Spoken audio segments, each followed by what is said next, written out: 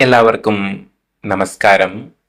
കഴിഞ്ഞ വീഡിയോയിൽ നമ്മൾ 1 മുതൽ 5 ഭാവങ്ങൾ വരെയുള്ള ഭാവങ്ങളെ കൊണ്ട് എന്തൊക്കെ ചിന്തിക്കും എന്ന് പഠിച്ചു.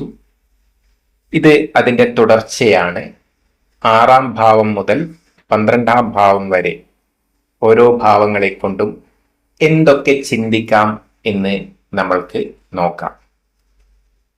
ജാതകത്തിൽ 6-ാം ഭാവം കൊണ്ട് ചിന്തിക്കുന്നത് ശത്രു, രോഗം എന്നിവയാണ് പ്രധാനമായിട്ട് ചിന്തിക്കുന്നത്.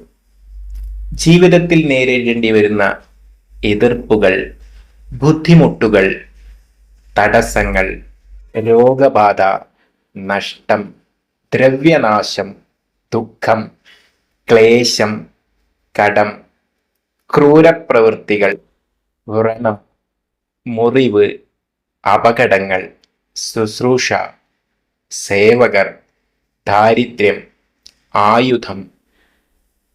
ആയുധം മൂലമുള്ള അപകടം, ആഹാരരീതി, ദഹനേന്ദ്രിയ വ്യൂഹം, കർമ്മശേഷി ഇവയൊക്കെ 6-ാം ഭാവം കൊണ്ട് ചിന്തിക്കും.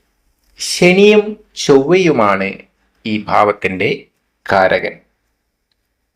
ഇനി 7-ാം ഭാവം കൊണ്ട് എന്തൊക്കെ ചിന്തിക്കും എന്ന് നോക്കാം.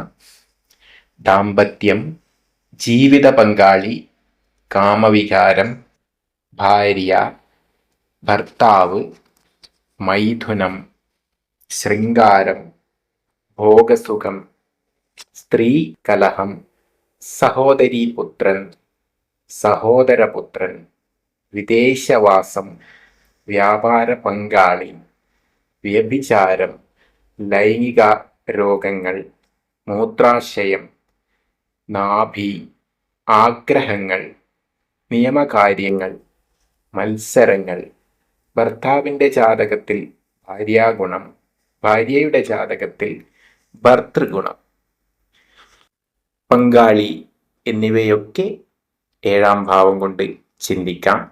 ഇതിൻ്റെ കാരകൻ ശുക്രനാണ്. ഇനി 8-ാം ഭാവം കൊണ്ട് എന്തൊക്കെ ചിന്തിക്കാമെന്ന് നോക്കാം. 8-ാം ഭാവം ജാതകത്തിലെ ആയുർസ്ഥാനമാണ്. ആയുസ്, മരണം, നാശം, പൂർവിക സ്വത്ത്, ഇഷ്ടദാനം, അപ്രതീക്ഷിത ധനലാഭം, മരണകാരണം, വിൽപത്രം, മരണസ്ഥലം, പരാജയം, ഉപദ്രവം, കഠിന ദുഃഖം, ദുരിതങ്ങൾ, രഹസ്യസ്ഥലങ്ങൾ, അപമാനം, സ്ഥാനഭ്രംശം, വീഴ്ച, ആപത്ത്, ജനനേന്ദ്രിയം, ഇൻഷുറൻസ്, നിഗൂഢശാസ്ത്ര പഠനം, തന്ത്രവിദ്യ, റിസർച്ച്, ജീവിതത്തിലെ ഇരുണ്ട വശങ്ങൾ എന്നിവ എല്ലാം ഈ ഭാവം കൊണ്ട് ചിന്തിക്കുന്നു. ഇനി 9-ാം ഭാവം കൊണ്ട് എന്തൊക്കെ ചിന്തിക്കും എന്ന് നോക്കാം. 9-ാം ഭാവം ഭാഗ്യഭാവമാണ്. പിതാവ്, പുത്രൻ, പൗത്രൻ, ദൈവികത്വം, ആരാധന, ഗുരു, തത്വചിന്ത, ധർമ്മം, ഭാഗ്യ അവസ്ഥ, ഐശ്വര്യം, അനുഷ്ഠാനങ്ങൾ, തീർത്ഥാടനം, ആശ്രമങ്ങൾ, ദേവാലയങ്ങൾ, തപസ്, ചിത്തശുദ്ധി, ധ്യാനം, അന്തർജ്ഞാനം, യോഗവിദ്യ, നിർമ്മലത, ദൂരയാത്ര, തുടകൾ, നിയമജ്ഞർ, ഉന്നത വിദ്യാഭ്യാസം, ബഹുമതികൾ, കീർത്തി, ആത്മീയാചാര്യൻ എന്നിവയൊക്കെ ഈ ഭാവം കൊണ്ട് മനസ്സിലാക്കാം. വ്യാഴവും സൂര്യനുമാണ് ഈ ഭാവത്തിൻ്റെ കാരകന്മാർ. ഇനി 10-ാം ഭാവം കൊണ്ട് എന്തൊക്കെ നോക്കാം എന്ന് ചിന്തിക്കാം. 10-ാം ഭാവം കർമ്മസ്ഥാനമാണ്.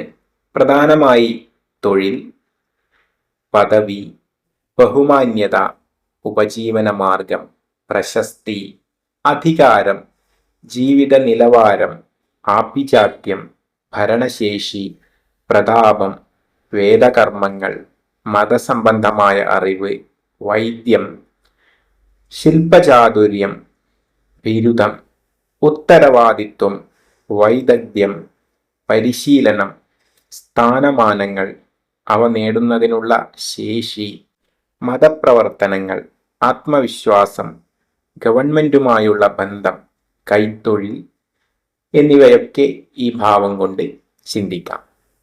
ഇനി 11ാം ഭാവം കൊണ്ട് എന്തൊക്കെ അർത്ഥമാക്കുന്നു എന്ന് നോക്കാം. എല്ലാവിധ ലാഭങ്ങളും, ധനലാഭം, ദ്രവ്യലാഭം, ബിരുദലാഭം, ആഗ്രഹപൂർത്തി, ആഭരണലാഭം, വ്യാപാര ലാഭം, ഐശ്വര്യം, ദുരിതമോചനം, ജീവിത സാഫല്യം, എന്തിൻ്റെയും സമൃദ്ധി, സ്നേഹിതർ മൂലമുള്ള സുഖം, ജ്യേഷ്ഠ സഹോദരൻ എന്നിവയൊക്കെ ഈ ഭാവം കൊണ്ട് ചിന്തിക്കാം. 12ാം ഭാവം കൊണ്ട് നഷ്ടം, ദുരിതങ്ങൾ, ചെലവ്, ദൈന്യത, മോക്ഷം, മരണാനന്തര ജീവിതം, ദുഃഖം, ശയനം, വിദേശവാസം, ഇടതുകണ്ണ്, അധോഗതി, നിരാശ, യാത്രാദുരിതം, ദാരിദ്ര്യം, ജയിൽവാസം, ഉറക്കം, കുടുംബം വിട്ടുപോകുക, നിഗൂഢശാസ്ത്രപ്രയോഗം, നേത്രരോഗം എന്നിവയൊക്കെ ഈ ഭാവം കൊണ്ട് ചിന്തിക്കാം. ഇത്രയുമാണ് ഈ വീഡിയോയിൽ പറയുവാനുള്ളത്. നിങ്ങൾക്കേവർക്കും ഈ വീഡിയോ ഇഷ്ടമായി എങ്കിൽ